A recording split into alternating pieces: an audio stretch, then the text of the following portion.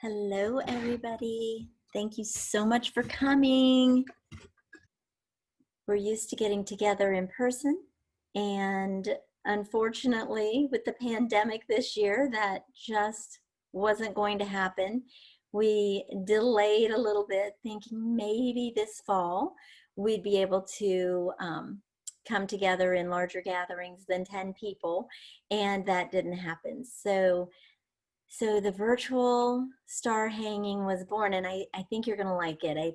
I think it's a really beautiful, beautiful event and a way to honor your babies. What I want you to know is when you have an idea like Angel's Paws, it comes from this entrepreneurial spirit that was given to me from my father, first of all. But when you're an entrepreneur, you think that, oh my goodness, this is something that is so needed. It is about time that this came to be. And so you really think and you have an expectation that you're going to be splashed all over the front page news. But actually what happened in year one of Angel's Paws was this. Wait for it.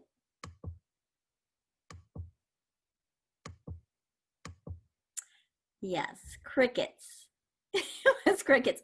It really wasn't that bad. But I was always having a Bridget Jones diary moment with the phone where I would check just to make sure that this thing was really working, because I thought, there have to be other pet parents like me who really want a service like this, who understand that their furry pets are actually full-fledged family members and would want a service like this. And so I thought that our phone was going to be ringing right off the bat. And literally, I thought we would be all over the front page news, but we were not. And it took a long time. And I always say, we didn't know we needed an iPad an iPhone or an Android. And what would we do without those today? But we had no idea. If somebody had asked us a year before we got that in our hands, did we need it? Would we use it? I'm not sure we would say yes, because we wouldn't have understood what it was going to do that was going to be so life-changing in our life. The same was true with pet hospice. People did not understand those two words. So when I would say pet hospice, they'd kind of tilt their head and have no idea. And that went on for years and years and years. Actually, that's how I got this amazing woman, Heather, into our world. She came in as a volunteer to stamp out. I wish I had known about Angel's Paws 3 weeks ago when I lost my pet. She wanted to stamp that out so that nobody had to ever say that again. And she has done a really great job, because if your business can make it for 10 years, which 80% of businesses fail in the first 5 years, and of those that succeed in the first 5 years, another 80% fail by year 10. It is hard when you're starting a business of your own from scratch. It's really hard. But when you start a business from scratch that has never existed anywhere in the world, when we opened 10 years ago, there was no service that was doing what we're doing, which is enrolling a pet in home hospice at home, so the pet can stay at home for that palliative care. Home euthanasia 24/7, so that the pet doesn't have to leave their home and go to that scary place for the last few moments on earth. A crematory, so that we do private cremations right here on site, so that the pets do not have to leave our care. A free pet loss support group to allow the families to work through that loss, to have support, and then one-on-one grief counseling available for families who are just a little bit extra stuck when they're really struggling with the grief of their pet. So to have all of that under one umbrella, there's businesses out there that do pieces of that. But when we started, we were the only ones that did all of that under one roof. And to this day, we still are the only ones that do all of that under one roof. I'm aware of that because I am the president-elect of the International Animal Hospice, uh, the IAHPC, easy for me to say, International Animal Hospice and Palliative Care Organization. And there's 800 members. And so this group is like-minded individuals who really care about helping a pet transition into heaven in a very easy way. And so I know what kinds of services are out there. And to this day, Angel's Paws is the only one that provides the complete comprehensive piece of it. So going through all of the struggles of any business getting started, let alone one where there was no roadmap, how do we provide all of these services under one roof, can be really difficult. And we made it our 10 years. And if you can make it 10 years, happy Front Page Monday. So just this last Monday, we finally made it to the front page of the Cincinnati Enquirer with the headline, Angel's Paws gives relief to pets and owners.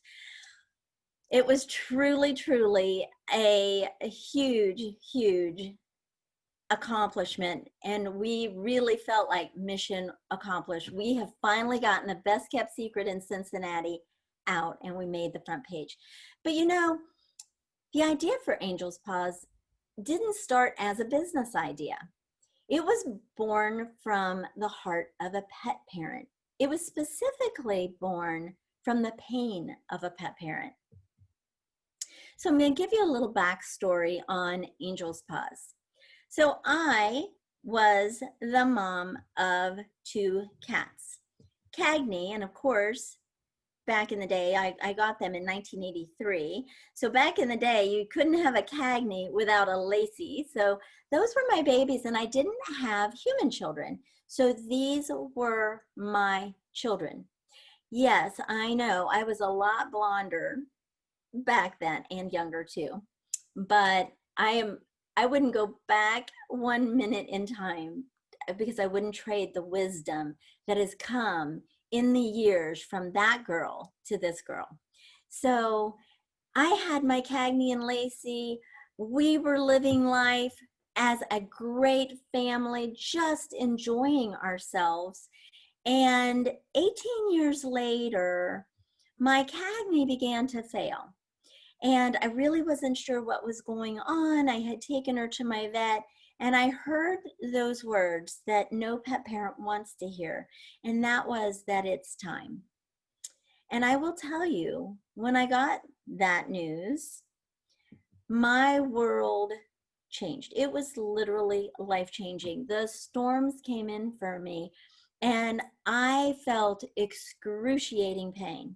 Pain I did not ever dream that anyone would endure. It was excruciating pain. And I looked around for a support group or something to help me with the loss of my furry baby, and I really couldn't find any real support. So you fast forward a year later, and one of my 2 best friends at that time, my mom and dad, my dad was diagnosed with bladder cancer. And through that, I discovered the support of human hospice.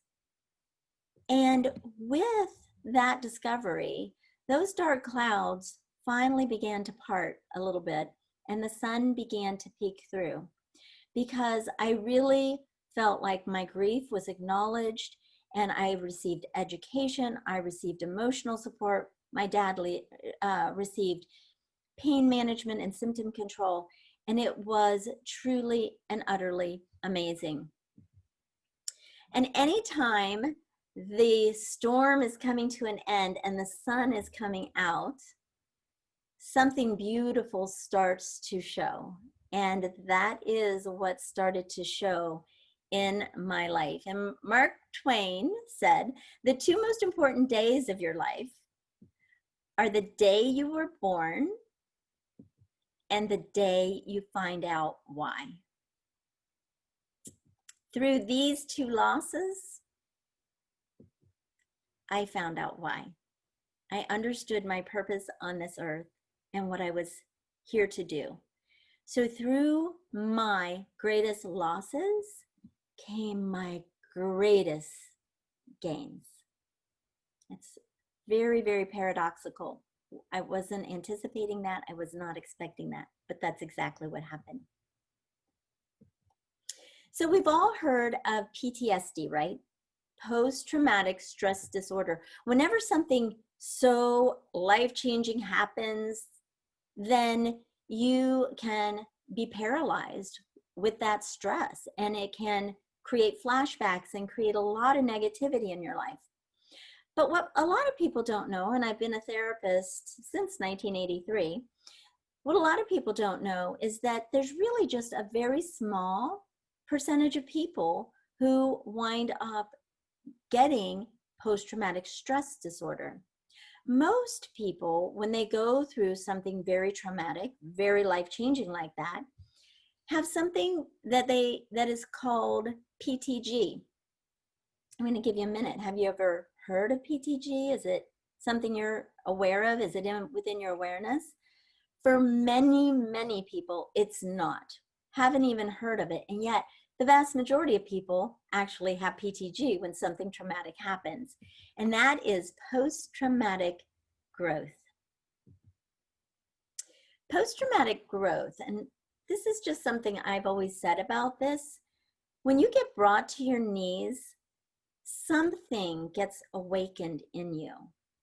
And it's there that you can often find your purpose. And remember when I said mission accomplished, that it was the pain that actually brought Angel's Paws into the light. It was in that pain that a seed was planted in me. And that is what post-traumatic growth is, because through that very, very excruciating period of time for myself, I could finally see how I could make a difference for pet parents just like me and for pets just like Cagney. And my ministry was born.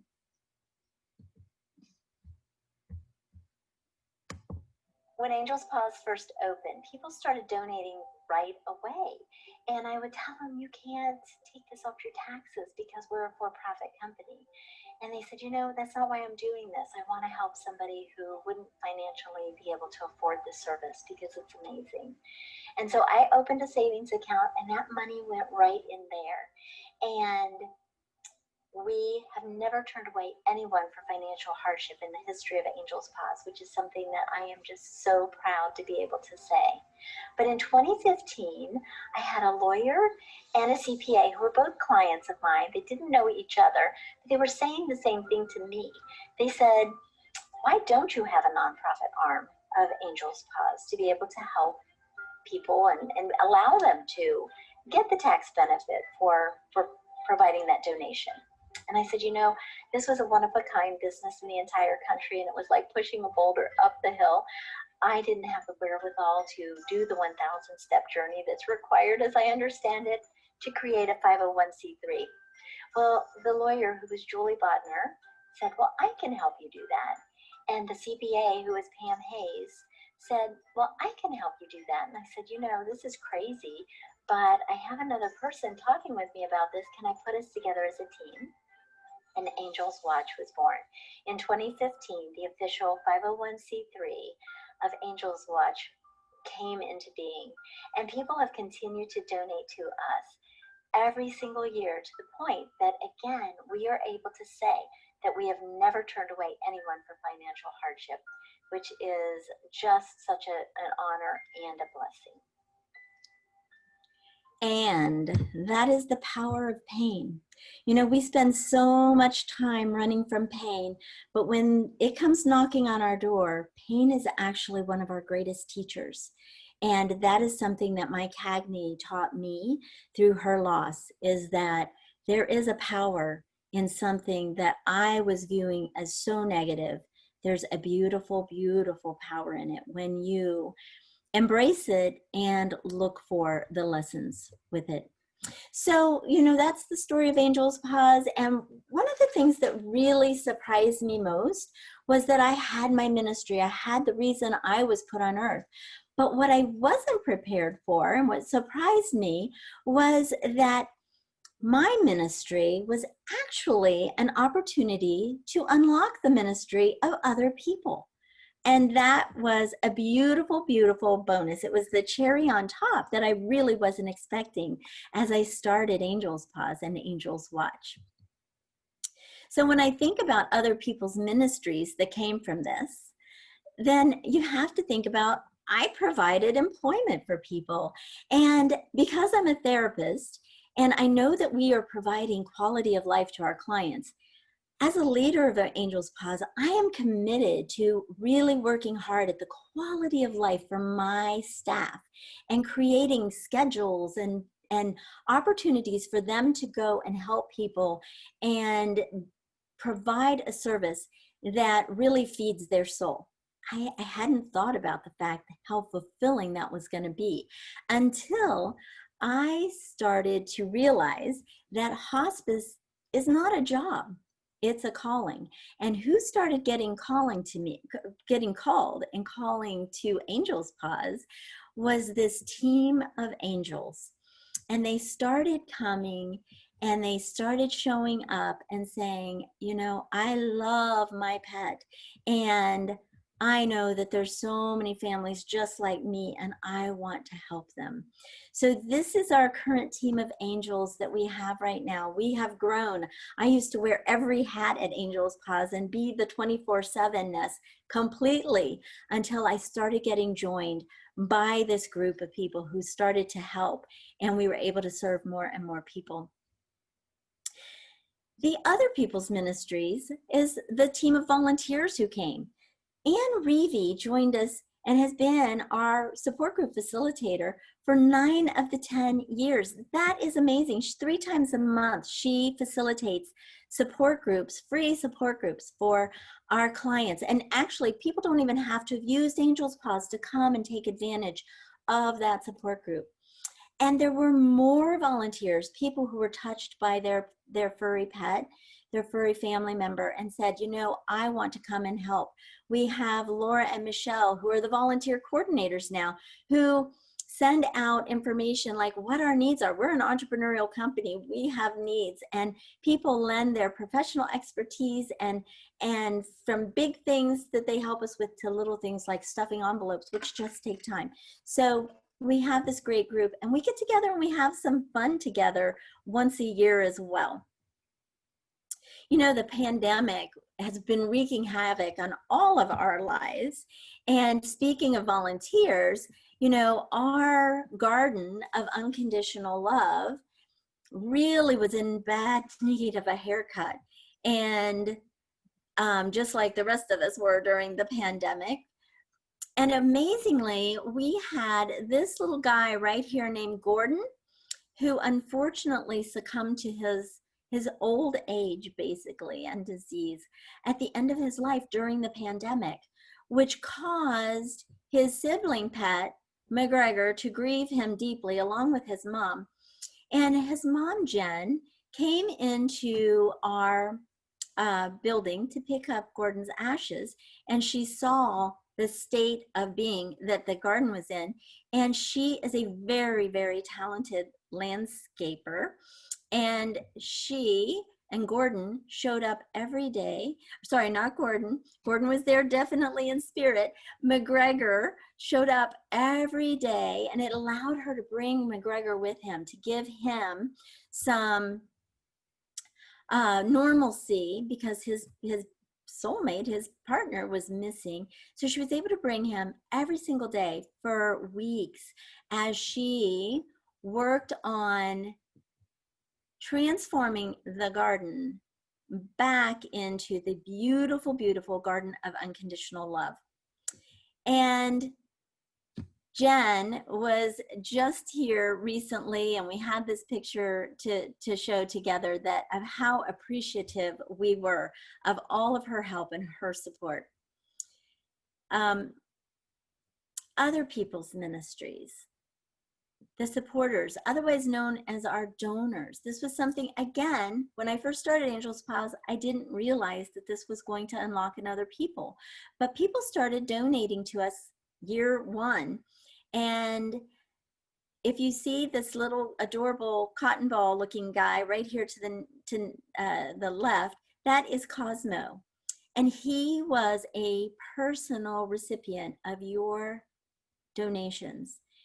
I'm going to read what his family sent to us as a thank you. They said, Cosmo came to us in September of 2012. Our friends were moving out of the country and needed to rehome their dog Cosmo.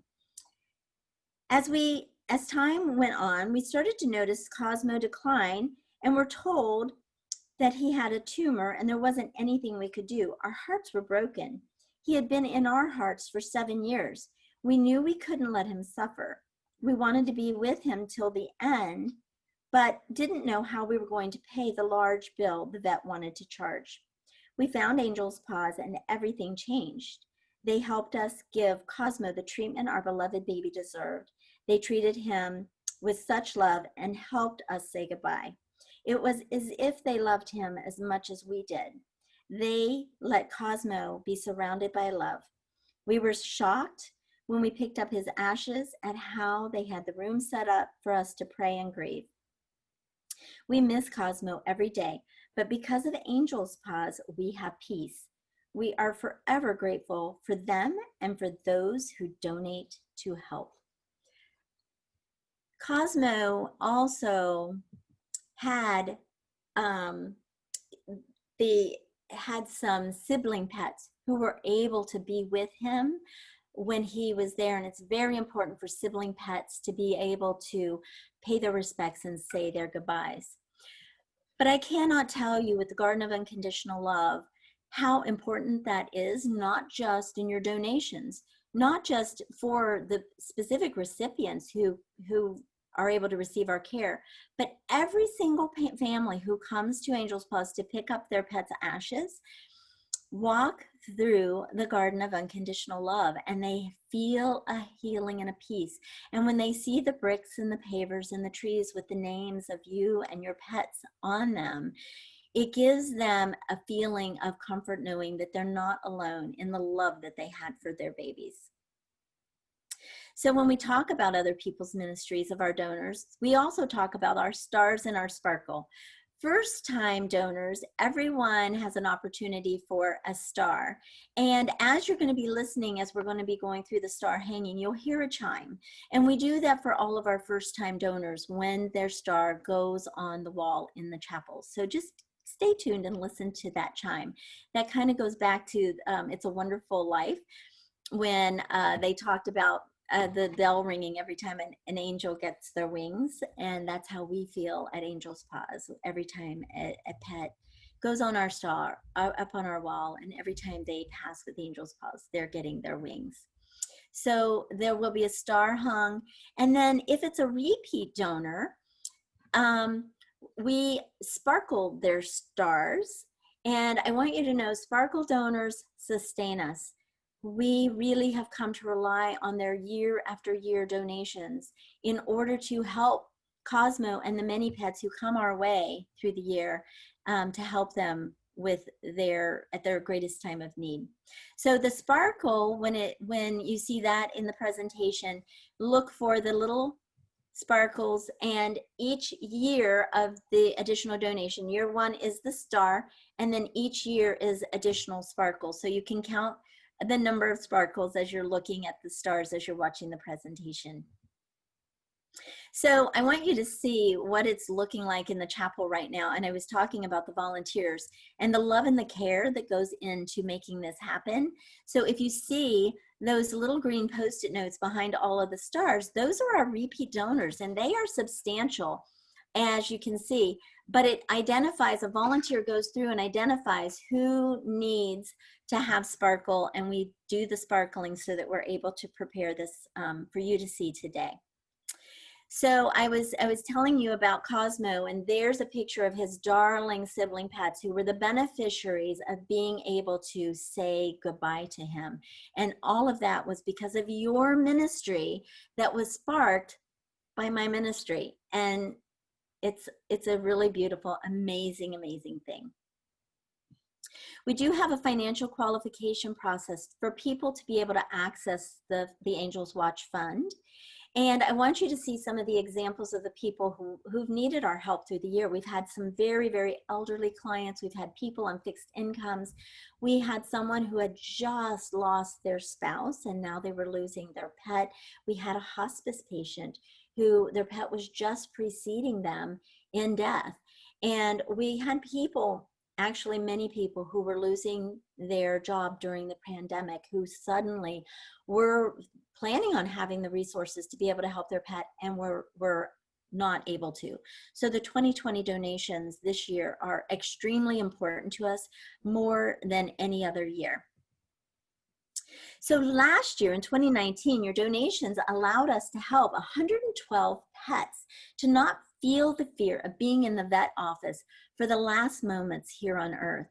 They were able to transition to heaven right from the comfort of their own home. 112 pets and their families were positively impacted by the post-traumatic growth of our amazing donors from you.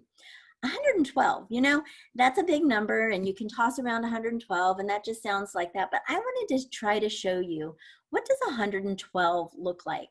So there's little Cosmo depicting one that you helped, but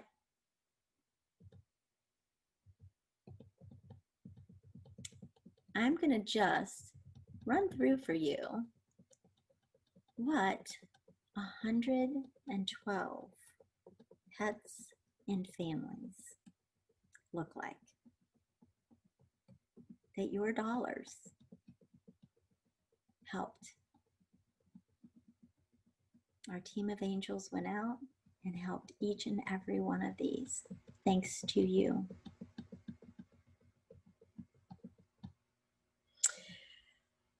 So your dollars also help us with retention of my staff. End of life work is very, very difficult.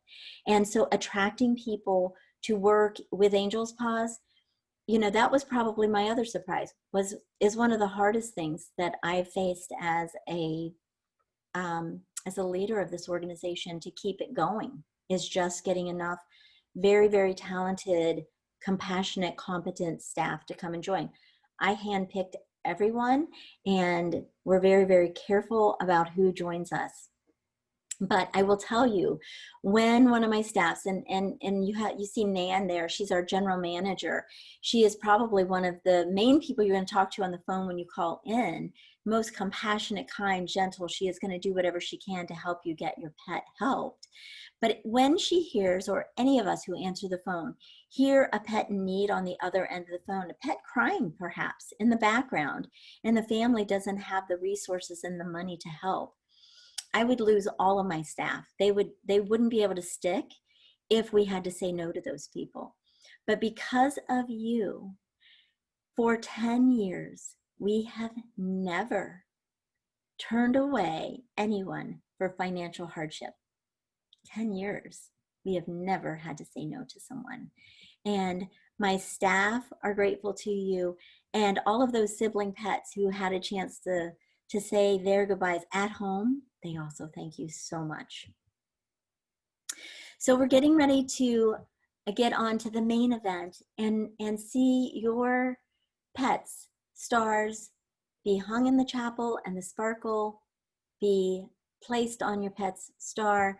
So this is what I was alluding to before. If my picture is taking up too much of your screen, I want you to be able to see every bit of this presentation. There's that little dash mark over there in the corner. If you will just click on that, then you can minimize. You'll still hear, but you won't have to see that picture. And with this It is my honor to present to you the 2019 donors and 2020.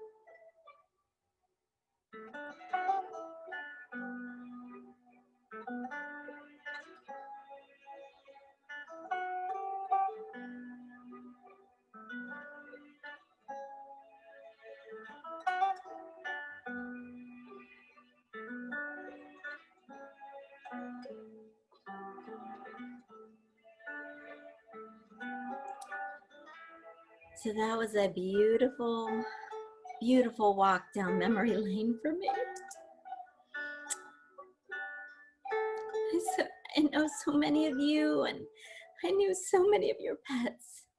It's just such a touching thing for us all to come together once a year to honor our furry family members who touched our hearts so deeply that we've all committed to making an impact on this world that's beautiful and positive and a helping of so many other people and pets. When we dedicated the garden in 2018, I named the fountain Cagney's Cascade because I knew that my love for her and her love for me was unconditional. And the cascade that has come from it, from all of the things that you have helped us do, this needed to be a reminder for all of us as we are here celebrating these lives and how we help. And finally, 10 years later, I can finally hang Cagney's star.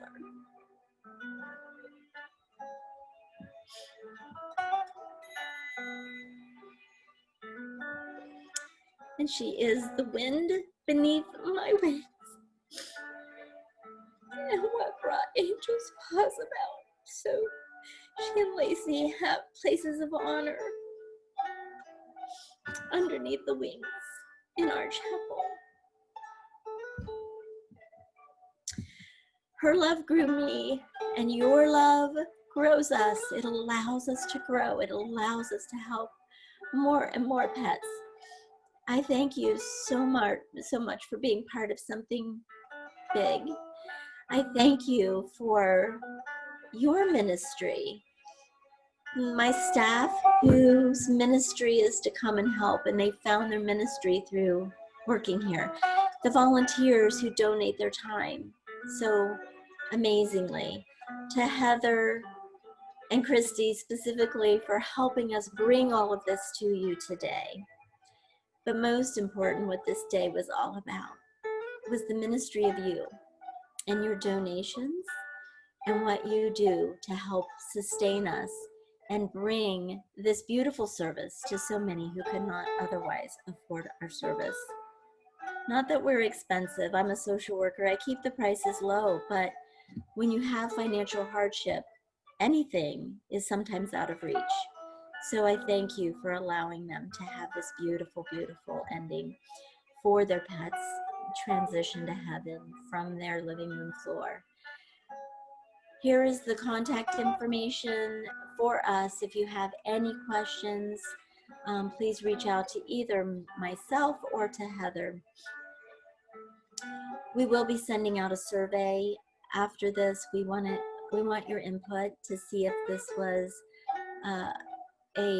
a way that we would want to honor your babies going forward. So we're going to ask you a series of questions. It would really help us a lot if you would give us your feedback. And thank you so much for attending today and for giving your time, giving your energy, giving us your money that we put forward in a very, very helpful way to these babies. And on the bottom of Angel's Paws and Angel's Watch heart. Thank you.